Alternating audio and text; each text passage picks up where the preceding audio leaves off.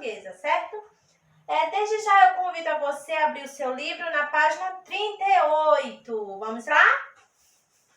Na primeira questão, nós temos uma caligrafia. Observe as palavras escritas com S ou SS e depois reescreva-as em letras cursivas. Aquela letrinha que a tia sempre escreve no quadro, aquela letrinha que a gente escreve no caderno. Vocês irão escrever elas, tá? Essas palavrinhas aqui, ó, e ensinar. Está em letra de imprensa, essas letras do livro. Vocês irão reescrever elas em letras cursivas, tá certo? Agora vamos lá para um pouquinho de gramática. Vamos falar um pouquinho sobre a cedilha? E como sabemos, a cedilha é aquele tracinho que fica embaixo da letrinha C, certo? Lembrando que a letrinha cedilha, né? A C cedilha, só podemos usar ela antes de A, O e U. Podemos usar a C cedilha antes de E e de I? Não podemos, tá certo? Então, veja bem. E também não se coloca o cedilha no início das palavras, nem no C com som de S antes da letrinha E e I, tá certo? Então, olha só. Complete as palavras com as sílabas do quadro. Eu tenho sa, são, só e su. Todas essas é a família da cedilha, certo? Então, vamos lá. Aqui eu tenho na letra A, educação? Não, educação.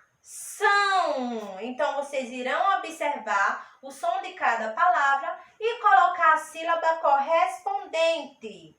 Na segunda questão, vamos lá. Complete as frases com as palavras do exercício anterior. Ivone gosta de calçados de couro. José toma café com pouco açúcar. Então, preste atenção. Cecília é uma simpática moça. Forme 5 palavras com C cedilha, usando as sílabas a seguir. Depois as escrevas. Então, observe várias sílabas que nós temos aqui e vocês irão, irão formar 5 palavrinhas, tá certo? Com essas sílabas que tem aí, vocês irão formar 5 palavrinhas, tá bom? Então, vocês irão responder da página 38 até a página 40. Só esse primeiro lado, tá certo? Substantivo comum e próprio será na próxima aula, tá bom? Então, vamos para a nossa próxima aula?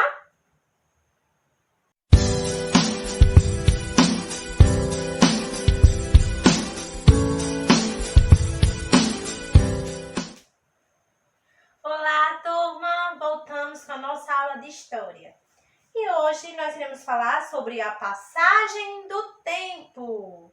Abra um livro na página 342. Iremos falar um pouquinho sobre o passado, presente e futuro. Chamamos de passado tudo que ocorreu antes do dia de hoje, ou seja, o que aconteceu no passado, tá certo? De presente, o momento que estamos vivendo agora. E o futuro, o que irá acontecer. Tudo que conhecemos tem um passado. Podemos perceber a passagem do tempo observando as mudanças que ocorrem em nosso corpo, em nossa rotina e no local em que vivemos. Observe a passagem do tempo nas fotografias a seguir. Olha só, aqui nós temos o Colégio Senador Flacker, na cidade de São Caetano do Sul, em São Paulo, no ano de 1931. O mesmo colégio, já reformadinho, em 1961. O mesmo colégio em 1990. Olha só a diferença, certo? As imagens não estão mais em preto e branco, tá? Ela modificou o prédio, modificou bastante. E o mesmo colégio no ano de 2019, ou seja, no ano passado. Olha só a diferença de cada imagem. É o mesmo colégio porém com a passagem do tempo ele se modificou. Da mesma forma aconteceu com a gente.